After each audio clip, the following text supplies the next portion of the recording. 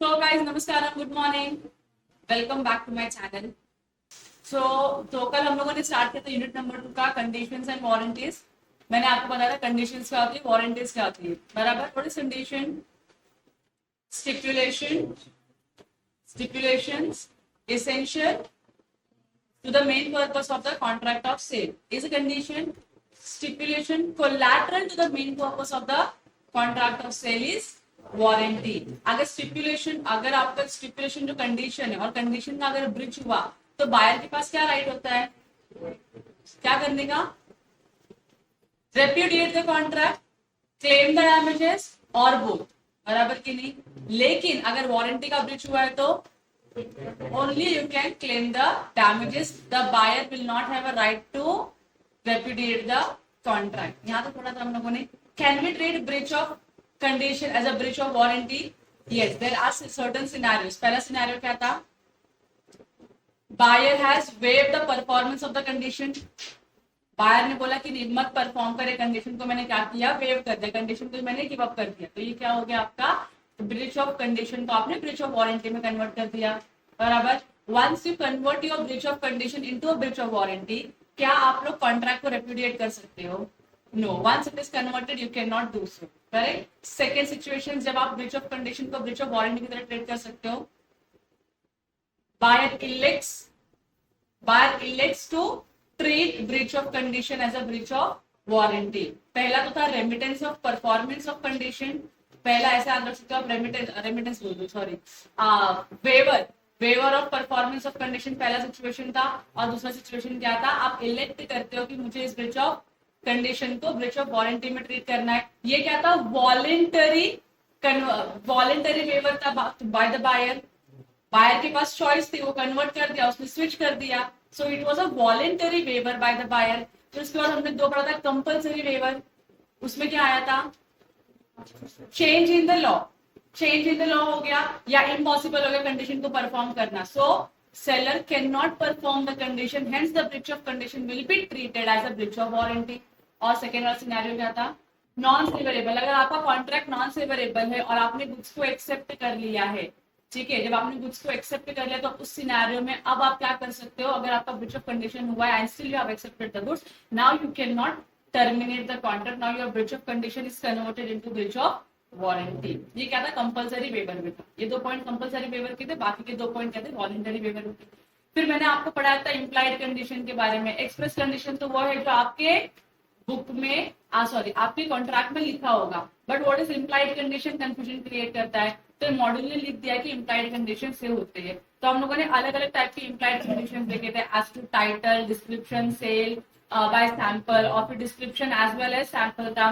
फिर क्वालिटी और फिटनेस था, फिर मर्केंटिलिटी था, और लास्ट में होलसमनेस था। यस और नो? चलो, after finishing the implied conditions, now we are moving on the implied warranties. Warranties पता है ना? वारंटीज में आप क्या नहीं कर सकते हो? कॉन्ट्रैक्ट को रेप्यूडिएट नहीं कर सकते, खाली डैमेजेस क्लेम कर सकते हो, उतना ही है। सो वारंटीज में दो टाइप की होती है, एक क्या होती है? एक्सप्रेस वारंटी, और दूसरी क्या होती है? Implied warranty. अब जो एक्सप्रेस है वो आपके कॉन्ट्रैक्ट में लिखा हुआ है, जो एक्सप्रेस है वो आपके कॉन्ट्रैक्ट के टर्म्स एंड कंडीशंस में लिखा हुआ है, लेकिन जो इम्प्लाइड है वो पता होना चाहिए, जो लिखा नहीं रहेगा। इसके लिए वो कहाँ लिखा है? स्टडी मटेरियल में लिखा है कि भाई ये तो होना ही चाहिए वारंटी के फॉर्म में, बराबर की नहीं। तो इसको हम क्या बोलेंगे? Implied warranty.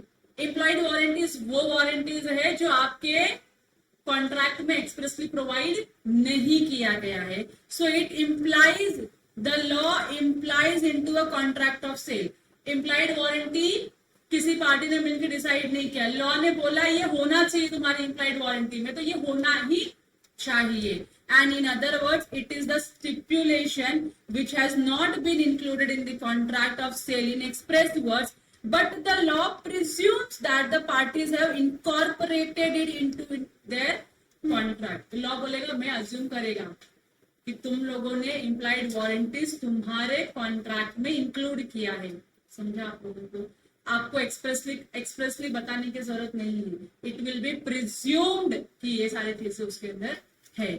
It will be interesting to know that the implied warranties are read into every contract of sale unless they are expressly excluded by the express agreement of the parties.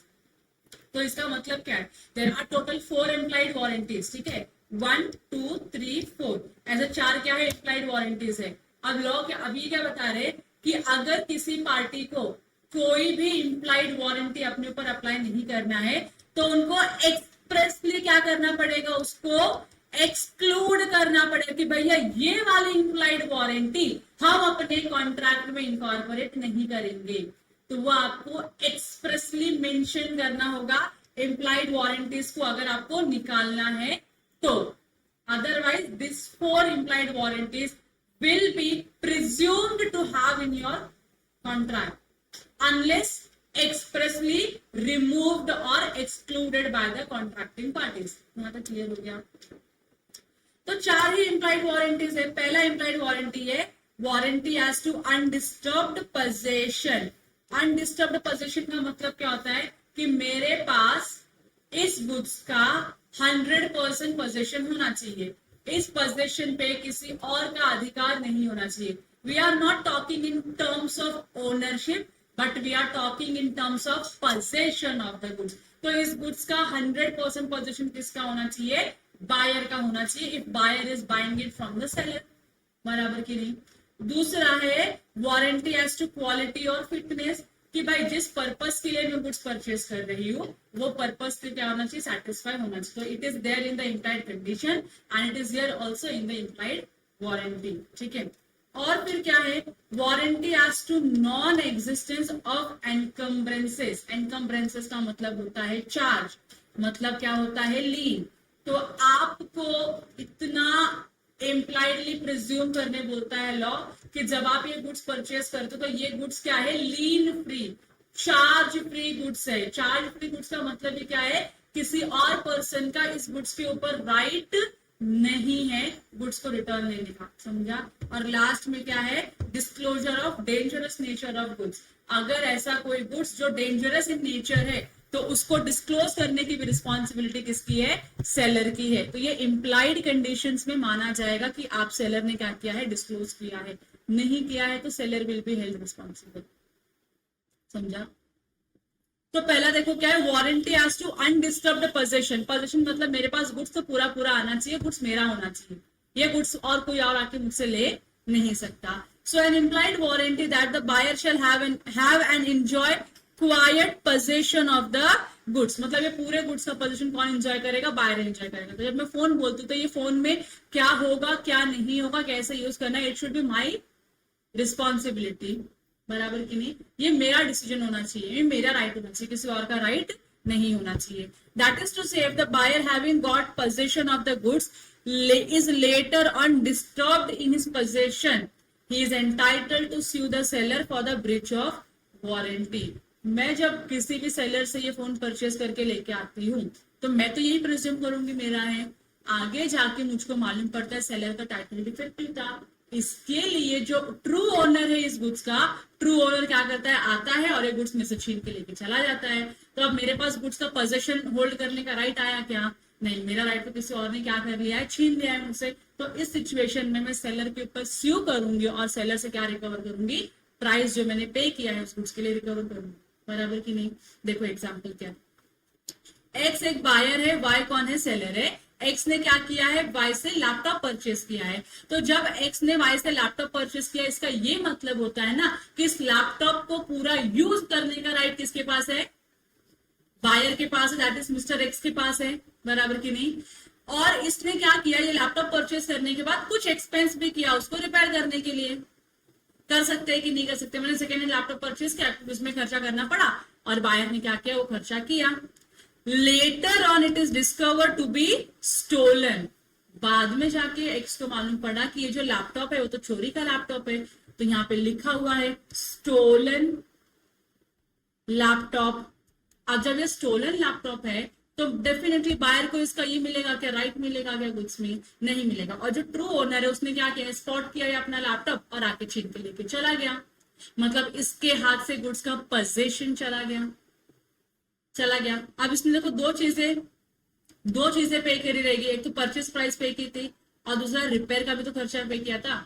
तो क्या इस situation में जो buyer है उसके पास right है purchase price और repair दोनों के पैसे रिकवर करे सेलर से, यस, तो पहला तो ये इम्प्लाइड कंडीशन है कि क्या होना चाहिए, 100% जो पोजीशन के ऊपर राइट है वो किसका होना चाहिए, बायर का होना चाहिए। अगर सेलर ने इस इम्प्लाइड वारंटी का ब्रीच किया है तो सेलर को कॉम्प ऑफ करके देना पड़ेगा, कॉम्पेंसेट करना पड़ेगा बायर को with the price and repair expenses if any, अगर रिपेयर्स किया है तो, और प्राइस तो परचेस वाला देना ही पड़ेगा। ये समझा आपको। So this is known as implied warranty as to undisturbed position, कि मेरे पास जो गुड्स का पोजीशन है वो सिर्फ और सिर्फ मेरा ही है, इसके ऊपर कोई अपना और अधिकार जमा नहीं सकता। क्लियर हो गया आप लोगों को पहला। दूसरा क्या है, सेक्शन 14 से बोलता है warranty as to non existence of encumbrances, कि इसके ऊपर कोई चार्ज क्रिएटेड नहीं है। तो आप जब भी कोई गुड्स किसी को बेचते हो तो it should be charge free goods. Law imply करता है कि लॉ, आप कभी पूछोगे नहीं कि सर इसके ऊपर किसी और का भी अधिकार है क्या, नहीं, आप you never ask this questions. आप ले लेते हो ये अजम्पशन में कि इस गुड्स के ऊपर कोई दूसरा चार्ज क्रिएटेड नहीं है। So an implied warranty that the goods shall be free from any charge और encumbrances in favour of any third party not declared और known to the buyer before और at the time of contract is entered into. तो जैसे अभी example देती हूँ आपको इसके लिए, सिंपल सा, अपनी अर्टिगा है, अर्टिगा जाने दो, अर्टिगा का लोन खत्म हो गया, अपनी एक्सेल 6 है, अपनी एक्सेल 6 है ना, एक्सेल 6 पे हमने क्या लेके रखा हुआ है, लोन लेके रखा हुआ है, हमने क्या लेके रखा हुआ है, लोन लेके रखा हुआ है। अब इस गाड़ी के जो पेपर्स है वो किसके पास है, बैंकर के पास है। गाड़ी का पोजीशन किसके पास है, हमारे पास है। तुमको ऐसा लगता है क्या बैंकर को गाड़ी भी रखनी चाहिए अपने पास, नहीं ना, गाड़ी किसके पास रहेगी, बायर के पास रहेगी। इस पे लोन लिया है, इसके लिए इसके ऊपर बैंक का अधिकार है, तो बैंक के पास क्या रहेंगे, गाड़ी के जो ओरिजिनल पेपर्स है वो बैंक के पास है। अच्छा, ओरिजिनल में भी आरसी बुक वगैरह जो होती है वो बायर के पास ही होती है, क्योंकि बायर वो सेलर सॉरी वो बैंकर ले नहीं सकता, ठीक है। तो जो भी जो परचेज पेपर थे वो सारे किसके पास है, बैंक के पास है, और बैंक ने क्या किया, इसके ऊपर चार्ज क्रिएट किया हुआ है अपना।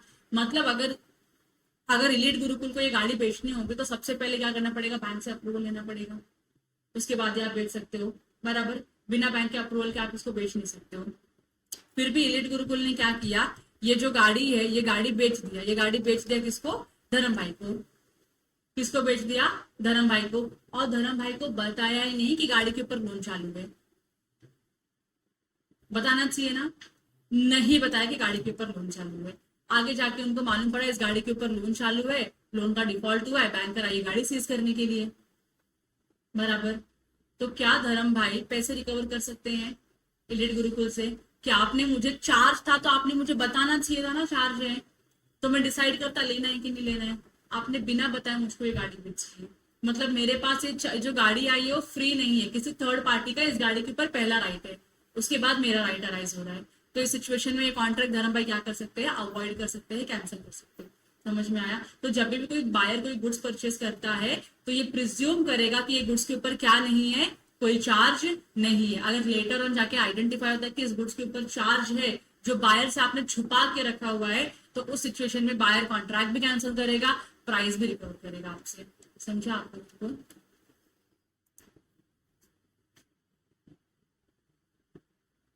देखो अब यहाँ पे एक एग्जांपल दिया हुआ है, क्या एग्जांपल है, A pledges his car with C for a loan of ₹15,000, 15,000, 1.5 lakh है। 1.5 लाख के लोन के लिए क्या किया है, ए ने अपनी कार प्लेज करी है सी के पास। कार प्लेज करना मतलब now you have to give the possession of the car to somebody else, उसको हम प्लेज बोलते हैं। And promises him to give its possession on the next day. और उसने क्या बोला, चालाकी में ए बोलता है, ए ने सी से लोन लिया और बोलता है कि मैं तुझको गाड़ी क्या देगा, कल देगा, गाड़ी का पोजीशन कब देगा, कल देगा, आज मुझको 1.5 लाख रुपया दे दे, ऐसा प्रॉमिस करके आया। And meanwhile A immediately sells the car to B. A ने क्या किया, जो कार प्लेज करके आया था सी के पास वही कार सी बी को बेच दिया।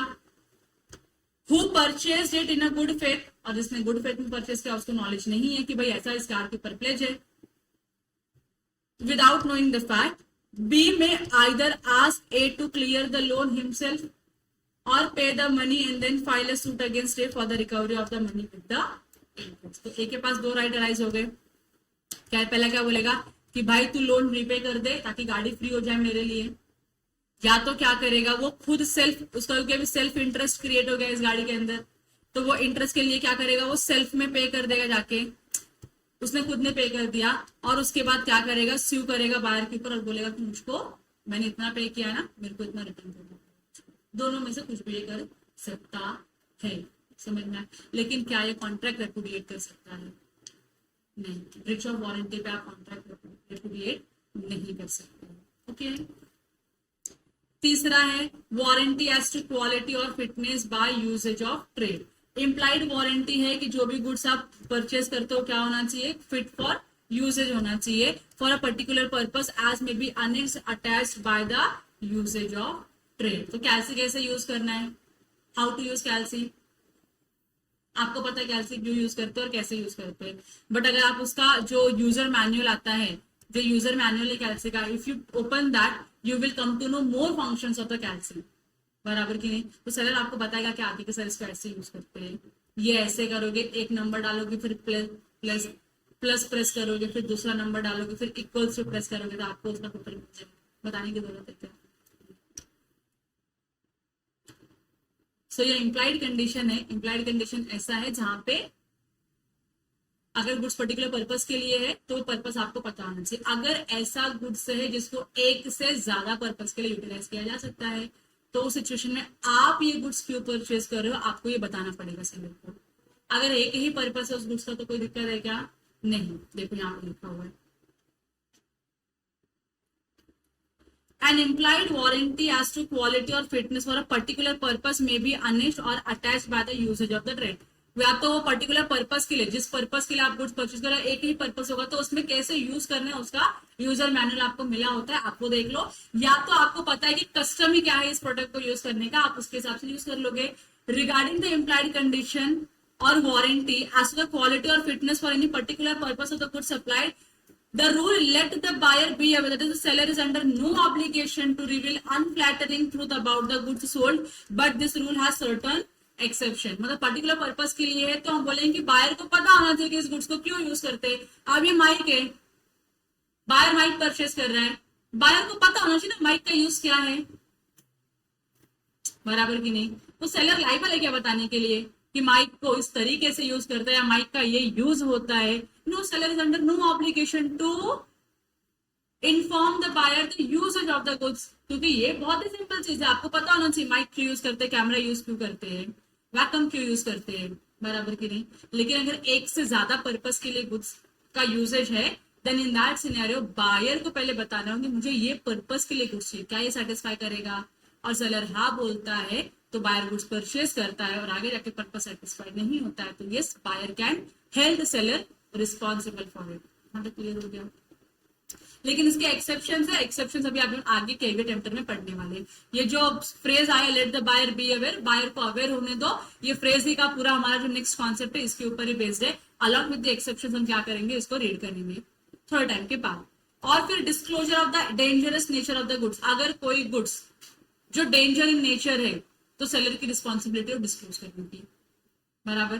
तो अगर मैं फायर एक्सटिंग्विशर परचेज करती हूँ तो सेलर की लाइबिलिटी वो बता दूं कि इसको यूज कैसे करना होता है और कैसे नहीं यूज करना, that is dos and don'ts बताने पड़ेंगे किसको, सेलर को, बायर को इंटीमेट करना हो। क्लियर है? अगर मैं स्लीपिंग पिल्स लेती हूँ तो सेलर को इंटीमेट करना हो विद द प्रिस्क्रिप्शन, मुझे डॉक्टर ने प्रिस्क्रिप्शन दिया स्लीपिंग पिल्स लेने का, तो जब मैं स्लीपिंग पिल्स लेके आती हूँ तो सेलर की रिस्पॉन्सिबिलिटी है ये बताने की कि इतना ही डोज लेना, इससे ज्यादा डोज मत लेना, अदरवाइज इट विल हैम्पर, या फिर आपकी जान भी जा सकती है, ये बताना उसकी responsibility. So where the goods are dangerous in nature and the buyer is ignorant of the danger, the seller must warn the buyer of the probable danger, and if there is a breach of warranty, the seller may be liable in damages. Clear हो गया आप लोगों को? यहां तक हम लोगों ने कवर कर लिया है डिस्क्लोजर ऑफ डेंजरस नेचर। अब इसके आगे हमको पढ़ना है कैविएट एम्प्टर के रूल्स। इसके रूल्स, कैविएट एम्प्टर होता क्या है और इसके एक्सेप्शंस क्या है ये पढ़ेंगे। This is the last part of unit number 2। ठीक है? Do you guys need a break? क्योंकि ये लंबा चलेगा, थोड़ा सा लंबा चलेगा, मतलब एक 10-15 मिनट तो आई बिलीव जाएगा ही जाएगा। Do you guys need a break 5 minutes का? After that I will continue. ये खत्म करेंगे and then again we will take a short break of 5 minutes and start the new concept. Clear? Thank you.